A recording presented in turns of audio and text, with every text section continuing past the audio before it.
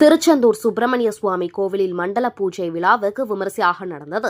முருகப்பெருமானின் அறுபடை வீடுகளில் இரண்டாம் படை வீடாக விளங்குகின்ற திருச்செந்தூர் சுப்பிரமணிய சுவாமி கோவிலில் கடந்த ஜூலை மாதம் 7ஆம் தேதி குடமுழக்கு விழா வெகு விமரிசையாக நடந்தது.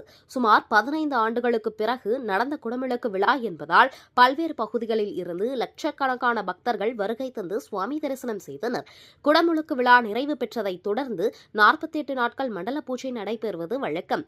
ஆனால் ஆவணி திருவிழா நடைபெறுகின்ற காரணத்தினால் மண்டல பூஜை விழா 30 தினங்கள் மட்டுமே நடைபெறும் என கோவில் நிர்வாகம் அறிவித்திருந்தது. இந்த நிலையில் திருச்செந்தூர் முருகன் கோவிலில் இன்று மண்டல பூஜை விழா வெகு விமரிசையாக நடந்தது. மண்டல பூஜையை முன்னிட்டு அதிகாலை 5 மணிக்கு கோவில் நடை திறக்கப்பட்டது. தொடர்ந்து மூலவருக்கு உள் பிரகாரத்தில் சிறப்பு பூஜைகள் நடந்தது. அதேபோல் உற்சவர் சண்முகர் மற்றும் பரிவார தேவதைகளுக்கு சஷ்டி மண்டபத்தில் யாகசாலை பூஜைகள் நடந்தது. தொடர்ந்து பூர்ணாகாதி நடந்தது.